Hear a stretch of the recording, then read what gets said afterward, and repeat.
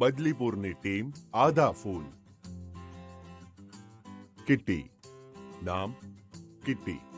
ઉંમર 16 વર્ષ. ધોરણ 11મું. ગુણ જોશ પણ છે અને હોશ પણ. કિટ્ટી માટે કશું અશક્ય નથી. અદરક. નામ અદરક. ઉંમર 15 વર્ષ. ધોરણ 7મું. સ્કૂલ છોડી દીધી છે. ગુણ 1 નંબરનો જુગાડુ. અદરક પાસે આઈડિયાનો ભંડાર છે. તારા. નામ તારા. ઉંમર 12 વર્ષ. ધોરણ 7મું. ગુણ માહિતીનું હાલતું ચાલતું પુસ્તક. તારા ક્યારેય જૂઠું નથી બોલતી. ત્રણેય બદલીપુરમાં રહે છે. ત્રણેયને જાસૂસી કરવાનો બહુ શોખ છે. બદલીપુરમાં કંઈ પણ બને તો કેસને ઉકેલવા ત્રણેય બાળકો પહોંચી જાય છે. તેઓએ મળીને એક ટીમ બનાવી છે જેનું નામ છે આધા ફૂલ. આધા ફૂલ અને ખજાનાનો નકશો.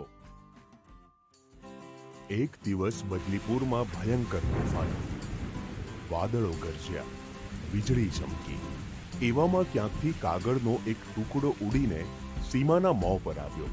આ તો કોઈ નકશા જેવું લાગે છે, પણ કંઈ સમજાતું નથી. કિટ્ટીને જઈને પૂછવા દે.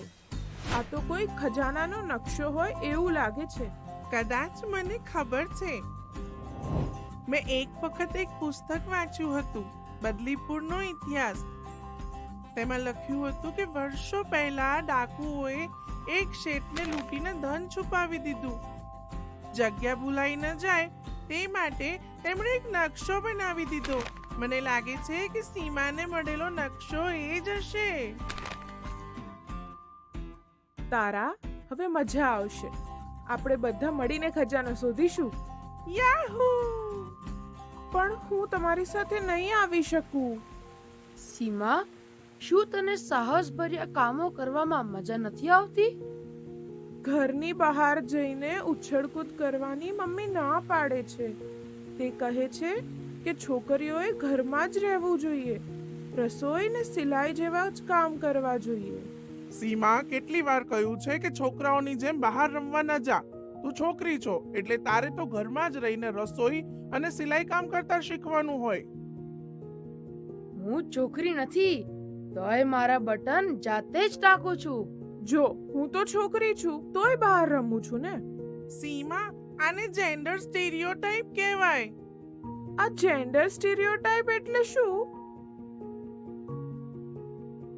શું તમે આ જેન્ડર સ્ટીરિયોટાઇપ શબ્દ પહેલા ક્યારે સાંભળ્યો છે?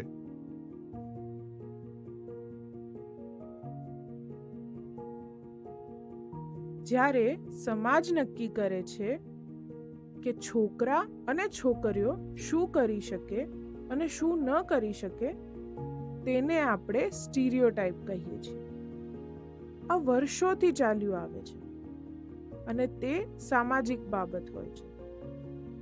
તે છોકરા છોકરીઓ બંને માટે નુકસાનકારક હોય છે અને તેમને જીવનમાં આગળ વધતા રોકે છે. જેમ કે જેન્ડર સ્ટીરિયોટાઇપના કારણે જે છોકરાઓને રસોઈ બનાવવાનો શોખ હોય તેઓ એમ વિચારીને રસોઈ નથી કરતા કે રસોઈ તો માત્ર છોકરીઓએ જ કરવાની હોય, અને જે છોકરીઓને ક્રિકેટ રમવાનો શોખ હોય છે તે એમ વિચારીને નથી રમતી કે આ રમત તો ફક્ત છોકરાઓ જ રમી શકે. છોકરાઓ જે કાર્ય કરી શકે છે તે છોકરીઓ પણ કરી શકે છે. તું છોકરાઓની જેમ 2 પગે ચાલી શકે છે? હા, ચાલી શકું છું. જો તું ચાલી શકે છે તો દોડી પણ શકે છે. તો પછી છોકરીઓને બહાર દોડવાની કેમ મનાઈ કરવામાં આવે છે? સીમા વિચારમાં પડી જાય છે. આ બધું જ જેન્ડર સ્ટીરિયોટાઇપ છે. તમે અદરકને જુઓ, તમારા જેવા જ હાથ પગ છે, મન અને મગજ પણ એવા જ છે, છતાં બધી રોકટોક તને જ કેમ? જેન્ડર સ્ટીરિયોટાઇપ પર તમારા વિચારો શું છે?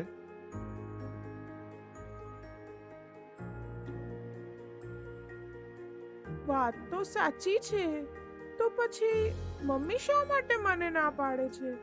કહ્યું ને, જેન્ડર સ્ટીરિયોટાઇપ. જ્યારે તારી મમ્મી નાની હતી ત્યારે તેને પણ એ જ કહેવામાં આવ્યું હશે કે છોકરી છો એટલે બસ ઘરના કામ કર, બહાર ના જા. હવે એ બધી જ વાત તારી મમ્મી તને કહે છે. કિટ્ટી, હું સમજી ગઈ. હવે આપણે બધા સાથે મળીને ખજાનો શોધીશું. ચાલો જેન્ડર સ્ટીરિયોટાઇપને તોડી ભાંગી ભૂક્કો કરી નાખીએ. અરે આ નકશો તો જંગલમાં આવેલા ખંડેર તરફ જાય છે. ચારેય જંગલમાં આગળ વધે છે. થોડે દૂર ગયા બાદ સામે એક ઊંડી ખીણ આવે છે. હવે આપણે આ ખીણ કેવી રીતે પાર કરીશું? આપણી પાસે તો દોરડું પણ નથી.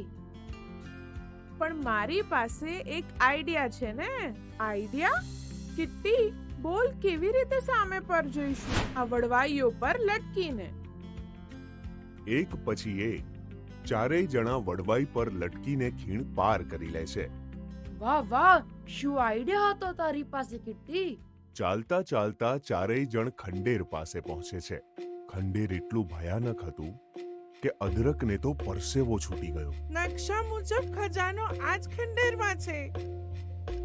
મને બીક લાગે છે, હું અંદર નહીં જાઉં. તમે બધા અહીં જ રોકાઓ, હું એકલી જઈને લઈ આવીશ. અંદર કદાચ મોટા પથ્થર પણ ખસેડવા પડે. સીમા, તું આ કામ કરી શકીશ? તું પણ જેન્ડર સ્ટીરિયોટાઇપમાં ફસાઈ ગયો ને? એવું વિચારવા લાગ્યો કે હું છોકરી છું એટલે નહીં કરી શકું.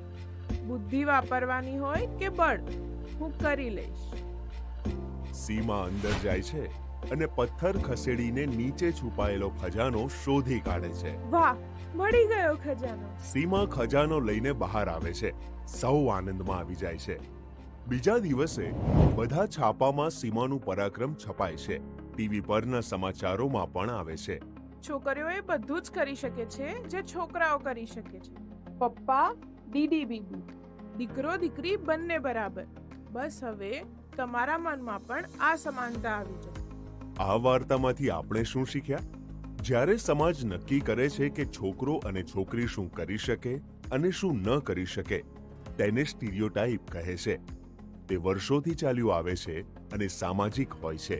જેન્ડર સ્ટીરિયોટાઇપ છોકરો અને છોકરી બંને માટે નુકસાનકારક હોય છે અને તેમને જીવનમાં તેમની પ્રગતિને અવરોધે છે. આથી જ જે છોકરાને રસોઈ બનાવવાનો શોખ હોય છે તે બિચારો આ કામ તો છોકરીઓનું જ છે એમ વિચારી રસોઈ કરતો નથી, તો સામા પક્ષે જે છોકરીને ક્રિકેટ રમવાનો શોખ હોય છે તે એવું વિચારીને નથી રમતી કે ક્રિકેટ તો છોકરાની રમત છે.